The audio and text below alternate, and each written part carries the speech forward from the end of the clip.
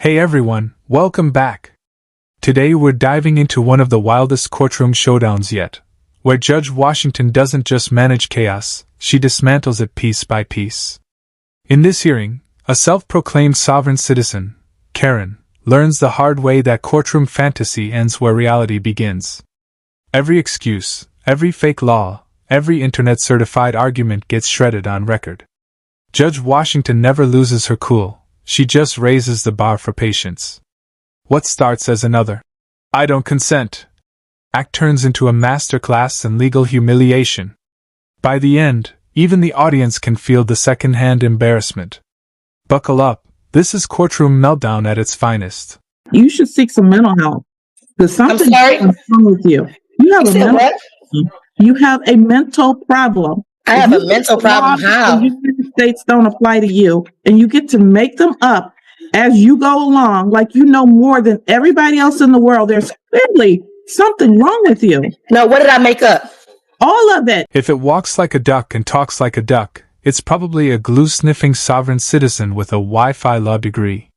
Her entire defense rests on the fantasy of constructive eviction, which, news flash, isn't a get-out-of-rent-free card. That only applies when a landlord makes a home unlivable, not when you decide reality doesn't apply to you. And even if it did, she already waived that right by staying put and turning the property into her personal courtroom stage. Keep living there, and the law calls it acceptance, not rebellion. The judge knows it, the lawyer knows it, and deep down, even the duck knows it. But she's still quacking like she's winning. 14B District Court is now in session. My name is Elaine Washington. I find everyone's very funny but my own.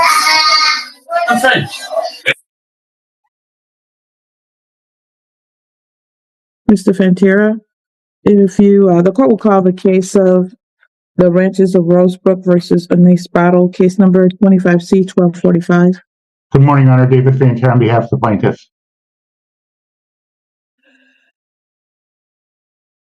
Battle, please unmute and state your name.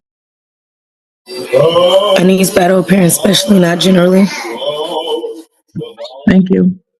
All right, we're here for the continuation of the hearing today.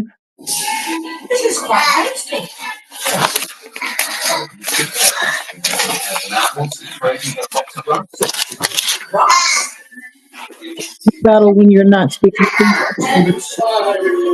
You said, can I mute my mic when I'm not speaking? Correct. Thank you. All right. Mr. Fantera, I believe that we're in the middle of your, well, actually it was Ms. Battle's direct. Yeah, I think Ms. Battle was cross-examining Ms. Charles. That's correct. Ms. Battle, are you ready to proceed? Yes. So, Don, do you have a signed lease between me and you in this case? Yes. Did I ever waive my rights or agree to the terms in writing? What's the question? Did I ever waive any of my rights or agree to your terms in writing? Your Honor, I object. I have no idea what that means. Meaning that there are waivers inside of the lease. Your Honor, she's got a signed lease. That lease was, we moved to have that admitted last time, and it was admitted. Ms. Battle did not object. So I don't know what she's asking right now when she talks about a waiver. She signed the lease. Okay, that's fine. Are you aware of the notice of rescission that was sent? Yes. Your Honor, I object. Rescission, we can't go down this road again. Why are we not going down the road? Let him finish his objection, please. Okay. Your Honor, this case is not about rescission. It's about, this is a non-payment of rent, pay and stay case. The question is, how much money does she owe in order to stay in her lease? She believes, and she stated, and she was overruled by Judge Vandenberg, and I believe by you, that her belief that she rescinded her lease and therefore she gets to stay until she finds a new place is not the law, and she should not be allowed to pursue that line of questioning. This is not about rescission, which, by the way, she hasn't done anyway. All right. So your argument is that her question is not a legal question and therefore you object. It's not based upon law. It is based upon, what law is it not based upon? It's based upon common law. You have not proven or stated any laws or facts that back what you're saying. Unlike me, I have. Yeah, but you stated them all wrong. And one of the things you stated was the Magna Carta, which was from the 12th century in England.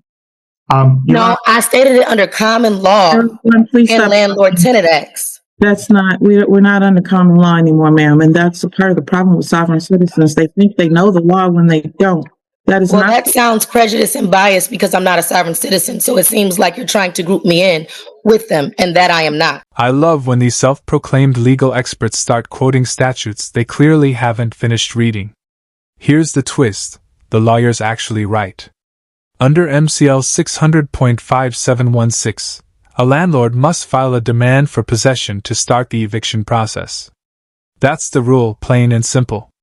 So while she's out here bragging about a notice to quit, the very law she quoted just turned against her mid-sentence. She's using the wrong term and arguing against her own evidence like it's a sport. You can practically see the judge fighting back laughter. Another episode of Google Law 101, where bad reading comprehension stays undefeated in courtrooms everywhere. Well, whatever you're using as your basis is still not correct. It is not the law. It is. It's still under MCL and it's under the Landlord-Tenant Act. Overruled. My objection is overruled, Your Honor. No, the objection is sustained. Her question, it cannot be asked. So you're saying I can't ask about the contract that's in question? No, I'm saying that you have no basis for asking whether the contract was rescinded or not. Why would I not have basis for asking if the contract was rescinded? That's not the law. You don't get to unilaterally rescind anything, ma'am. Well, again, as I stated. My ruling, I'm not arguing with you anymore about it. Right. It's not an argument. So just let the record show that there is no law or basis to what she's saying.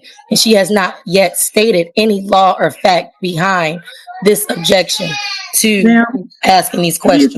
I will continue. Okay. Did you write me a notice to quit filing this action? A notice to quit? Yes. No. I think she's referring to a demand for possession, A Dawn. demand for possession, yes. No, a notice to quit. No. Right. Do you have proof of delivery or service of any notice to quit? No, I didn't send one. Right. Are you aware that MCL 657-16 requires a notice to quit before initiating an eviction? Your Honor, I object. Miss Battle is confusing the term notice to quit with demand for possession. A notice to quit is how you start a termination of tenancy case. This case was started with a demand for possession. If Miss Battle wants to use the wrong term, she's going to get the wrong answer. The statute says that we can start a non-payment of rent case with a demand for possession, and that was issued. And if she asked that question, Ms. Charles can answer that question. Is there proof of service? Is there proof of delivery on that demand for possession? Miss Battle, can you do me a favor, please, ma'am? Yeah. Give me one moment. You cited a statute that I actually need to look up. MCL what? I'm sorry? What was the statute that you cited? MCL 657.6. I mean, not 57.6, 600.5716. Kids, don't do drugs. They'll make you forget what you said 2 minutes ago on live record in front of a judge. Watching her stumble through her own contradictions is like a slow-motion crash of ego and confusion. She cites a statute, denies it seconds later, then tries to rewrite it mid-sentence like memory doesn't apply in court. The judge isn't mad, just drained, wearing that silent expression that says, "This is my job." At this point, the only thing higher than her confidence is her delusion. Time to roll back the tape and let reality do the talking. Yeah, have you read that statute? Yes, I had read it when I first did this. It uses the term demand for possession. Okay, everybody please stop talking. It says, a demand for possession or payment shall be in writing addressed to the person in possession and shall give the address or other brief description of the premises. It's a demand for possession, not a notice to quit. Okay, so is there a proof of service of it on the record? That's a different question, though. So, okay, Right, go ahead. but that's the question I asked next. Once he said that the But I demand for wanted to possession, clarify your question before. I appreciate it. All right, Ms. Charles, please add her question next. Is there proof? Do you have a proof of delivery or service for that demand for possession? Nope. Nope. Did you know that under MCL that you're required to have a certificate of service or proof of service on the record? Your Honor, I object. She's not using the statute changed 10 years ago so that you now need on a demand for possession a certificate of service. And that's what's at the bottom of the page. If she's looking for a proof of service, meaning somebody going to the door, she's going to get the wrong answer again. The term is certificate of service, and I believe Ms. Charles will answer that question differently because there is a certificate of service at the bottom of the demand. So I would appreciate if she's going to cite statutes, she cites them correctly. Okay. That's fine. I didn't cite an exact statute, but I appreciate your objection. That argument might work for real tenants with HUD assistance. But here's the punchline. She isn't one of them. She's waving federal housing codes like a magic shield, forgetting none of them even apply. It's like quoting submarine laws while standing in a bathtub. The record's clear: no voucher, no HUD contract, no legal protection. Yet she argues with the blind confidence of someone who skimmed a Reddit thread and crowned herself a property law expert. In her world, every rule is optional, except the one that proves her wrong. What was the statute that you cited? MCL 657.6. I mean, not 57.6, 600.5716. I just said MCL because they're both under MCLs. Both proof of service and certificate of service are both under MCL. No. All right, everybody. So let's not make my ruling. Let's just okay. All I'm trying to do is ask questions to make sure certain things are on the record. A certificate of service is not on the disposition, and just like she read on 657.16, was the property described on that disposition? Yeah. Was there a description of the property? Yes. If there was a description of the property? Correct. On my copy, there is no description of the property. But let's continue. Does your company participate in HUD programs or accept federal HUD assistance? Yes. Okay. Did you provide me with grievance procedures required by HUD? Did I provide you with what? Grievance procedures required by HUD. Your Honor, I object. That's irrelevant. There are no such grievance procedures under this. Anything that I'm aware of. I mean, I don't even know what she has a grievance about. Right. The grievance would be with the breach, and you all have a grievance, and hence on why you initiated a hearing for the breach of the contract. So it goes back to HUD because you're publicly funded, right? No, we're not. No, we're not publicly. Well, you accept HUD housing. You accept HUD housing, and you apply, and you are in compliance with HUD laws and policies, correct? Yes. Right. Okay. So if you have HUD terms and you're Your Honor, I object. Miss Battle is taking. Object to it? I didn't say anything yet. Well, I'm objecting because she asked Miss Charles a question, which was, do you get any funding from HUD? Yeah, most companies do. We do. And then she takes that and starts taking that to a next question where it says, well, when you get funding from HUD, and then she's assuming. I didn't assume anything. I asked the question. Okay, what was the question you were going to ask? I said, Do you have to follow HUD's policies? That was my next question. And she said yes. Right. And then you objected after that. No, and then you started the next question. No, I started the question, but I didn't get it out my mouth before you objected me. Let her ask the next question, and if you have an objection, I can hear it after she finishes her question. Okay. Are you aware that before you initiate a hearing in court or the administrative process before court, you have to have an administrative hearing by a HUD administrative judge? Your Honor, I object. I'm not aware of any. Say no. I mean, that's Just say no because you're not aware, and that's okay to not be aware. That just means that you are not aware of the laws that govern.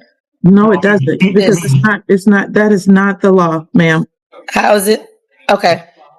Are you aware of the requirement under 42 USC 1437 DK for federally funding or accepted landlords to resolve disputes through HUD before an eviction proceeding? Your Honor, again, I'm going to object. The fact that Ms. Charles answered the question about having a relationship with HUD doesn't mean we are a federally funded property. I didn't say that you were federally funded. So let's be clear. I said either federally funded or get federal funds, which you do if you accept Section 8 and vouchers. She's not being silenced. She's being corrected. What she calls persecution is just accountability catching up. Judge Washington isn't harsh, she's honest. You can't invent your own legal universe and expect the court to orbit around it. The truth burns. This isn't oppression, it's reality. The courtroom isn't group therapy for legal delusion. You don't get free rent by refusing to consent. The law doesn't bend to ignorance, and it definitely doesn't subsidize it. By the end, the only thing she's earned is another eviction notice, spelled perfectly this time. No, that's not true. Why is it not correct? You had to think about it. Yes, it is correct. Because if you received any type of funds from HUD, which is through Section 8 vouchers or regular vouchers, you get what I'm saying? You receive funding from HUD. We are. Do you? I'm not saying that you're funded and that they give you loans of that nature. I am saying that you are within their practice and policies of HUD guidelines because you accept HUD in Section 8. Your Honor, I object to this whole line of questioning. Ms. Battle does not receive a voucher, and so all of this questioning. Well, it doesn't matter if I receive a voucher. It matters that you are of that type of entity that needs to go through HUD because you accept those things. So you agree with those terms and policies of HUD. Your Honor, she's making that up again. I'm not making that up. If you're saying that, how am I making it up? It's under 42 USC 1437 DK. Battle. It's a federal registrar on it. Ms. Battle, you've made your record. My ruling is still that every entity that has to file a landlord-tenant action does not have to go through that process to collect rent, ma'am. That is not how it works. Okay. Okay. You're saying that it doesn't have to, but HUD says that these are the requirements, hence why MCL at the bottom is trying to align with HUD guidelines on the same registrar that I'm talking about. You have those codes at the bottom that match up with HUD. Move on. Okay. So, well, obviously, if I can't really get a line of questioning, I'm being objected because he feels it's not right. He is objecting with no laws or facts behind anything he's saying. He's just thinking it off the top of his head. I'm not getting a fair hearing here. Damn, this isn't your average courtroom moment. Judge Washington just warned a sovereign wannabe that real criminal charges might be next, and she meant it. No hypotheticals, no patience. When you weaponize fake filings, bogus liens, and YouTube law degrees, the hammer eventually drops hard. What we witnessed was poetic justice in motion, a delusional script crushed by a judge armed with precision, authority, and zero tolerance for nonsense. She didn't argue, she educated. And trust me, my team and I aren't stopping at the courtroom door. This story is just getting started. Ms. Battle, move on. Move on. So, okay. Do you have a copy of the court establishing jurisdiction? Who's that a question for? Dawn, my plaintiff. Your Honor, I object. The court's already said they have jurisdiction over the The property. court said that she had jurisdiction because she said so, and that's non-judicial. Okay, Ms. Battle, move on. Move on to what? It's If not I a- cannot have, this is not a fair hearing. And No, again, this is not, why you're trying to turn this into. I'm not trying to turn it into anything. I'm just trying to so done. state the Please, laws, and I'm not trying to argue with y'all about anything. You get what I'm saying? I'm not trying to argue with y'all. I'm just trying to get y'all to state and prove y'all facts, and y'all have not proven any facts. But for some reason are hindering me in this proceeding, and that's why I took this case to the U.S. District Court in Eastern. That's why there's an open case right now with all of you all, because this is just not. And I told the Attorney General, and I told the IRS, and I did everything else, because at the end of the day, please move all on. of this is not I'm right. telling you And now attorney that I'm going to be filing criminal proceedings against you for all these frivolous things that you're filing against me. Of course she does. This isn't her first performance on the free rent by fake law tour. The second she name drops the U.S. Marshals, you already know the delusions in full swing. Spoiler alert, it won't be marshals in black SUVs, it'll be county sheriffs, ready to reintroduce her to the sidewalk she's been legally avoiding. It's the sovereign citizen cycle on repeat. Talk tough online, crumble in court, and watch your furniture roll down the driveway. By now, Judge Washington's patience is paper thin, and this is the moment she finally drops the robe of restraint to deliver what everyone's been silently thinking since minute one. Reality doesn't negotiate with nonsense. If you feel that it's frivolous, that's fine, but it's not. My rights are not frivolous. Please move on. It's honestly, if I can't have a fair hearing, nobody has any facts. Y'all talked about constructive possession. Nobody wants to talk about that. Y'all keep saying that I rescinded a contract unilaterally. That's not the case. It's called notice. And when a notice goes unrebutted, just like if I was to come here, if I was to get that notice of dispossession and get a notice of a hearing, and I missed that hearing because I did not rebut, that would constitute as cross-examination. If you're not going to ask appropriate questions, then I'm just going to silence you. So you get the opportunity to ask your questions, or you can just be silent. I don't have a real opportunity to ask the questions. So at this point, like I said, I'm just going to have to get the federal court involved and get the marshals, because I don't know what you all are going to do. A baseless motion is still baseless, no matter how much Latin you sprinkle on it or how tightly you wrap it in the Constitution. Repetition doesn't turn nonsense into law. That's exactly what the judge is making crystal clear. There's nothing to debate, nothing to consider, and nothing worth another wasted second. And for anyone mistaking her silence for doubt, think again. That pause isn't hesitation, it's controlled exhaustion. This is the classic judicial warning shot, the calm before the gavel drops, silently urging the attorney to call for a directed verdict and shut down the circus before the clown sets the courtroom on fire. You all have not been acting in honor and with good faith. So I don't know. I'm stuck on what to do. The integrity of the court is questioned. With you. I don't know what that is, but you should seek some mental health. Because something's wrong with you. You have a mental problem. I have a mental problem. How? The United States don't apply to you, and you get to make them up as you go along, like you know more than everybody else in the world. There's clearly something wrong with you. No, what did I make up? All of it. What? Be specific. No, be specific, because now you're lying on the record. This is perjury. I didn't make nothing up. 42 USC definitely applies to this case. All right. Jurisdiction is a threshold. Ma'am, if you don't stop, I'm going to remove you from the court proceeding. So, Mr. Fantera, apparently we're not going to have a reasonable hearing here today because Ms. Battle feels as though the laws are very different for her as opposed to everybody else in the world. I'm not certain how to handle this going forward. You have submitted your documentation and she wants to argue stuff that's not law, regardless of my rulings.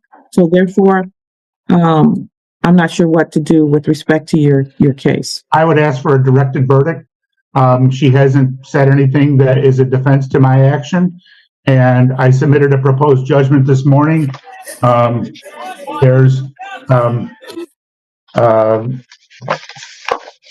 rent owing in the amount of $3,432.42, court costs of $177 for a total of $3609.42. We would ask for a judgment for possession with a writ after 10 days, and she can avail herself of whatever procedures she can in another court. So you're saying that none of my objections is valid towards your claim. So having a valid contract is not an objection. Oh, because you're saying that because a notice was given and unrebutted, it's not of law. And there it is. Judge Washington rules against her, and in one spectacular act of self-destruction, she manages to evict herself and her kids with her own nonsense. Instead of paying rent, she invested in YouTube law degrees and Facebook legal advice, and this is the price. A quick search reveals her next masterpiece, a $1 million federal lawsuit against Judge Washington, crying emotional and constitutional harm. Every page reads like a manual on delusion. And under Michigan law, those bogus liens and fake filings could actually land her felony charges. So in the end, she didn't just lose her case, she might have talked herself straight into the next one. That's what you're saying, right? Yes, that's not the law. It is. It's the law. It's Wells versus Zendaya of Michigan. It is. It's All right. backed in case law. And y'all keep Ma'am. it's okay. Because he can talk, but I can't talk. Ma'am, you've argued that over and over, and I've ruled that it's not. You can file your appeals, file all the things you're filing, but when you file false liens against people, that is a crime. It's not a false lien. You got defaulted on a private side, and you know that. Okay, whatever. All right, Yeah, so okay. what I'm going to do is grant your judgment in this particular case because I've given her an opportunity to present the defenses that are real, and she has refused to do that. I didn't refuse to present defenses. You didn't ask me about my piece of the case. I only got to cross-examine. You didn't ask me about my defenses. What are your defenses, ma'am? And rescission is not one. I've ruled that it's not. I'm sorry. I know you heard me. No, I didn't. You said, what are your defenses? And I didn't hear the last piece. Your rescission is not a defense.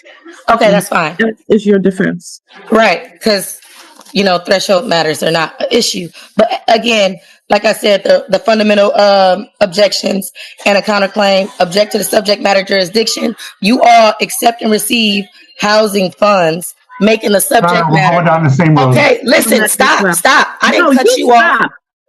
I didn't cut you off. You just asked me what my defense was. And all right, I'm done. wow. You're asking me what my defense is. I can't. Take her out.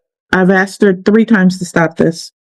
All right, I'm going to grant your judgment in this particular case. Your Honor, are you going to check the box after hearing? Yes. Thank you. Thank you. I'm sorry. Thank you, Judge Washington. I'm sorry you had to go through that. All right. Thank you. Thanks. Appreciate it. Bye. Bye.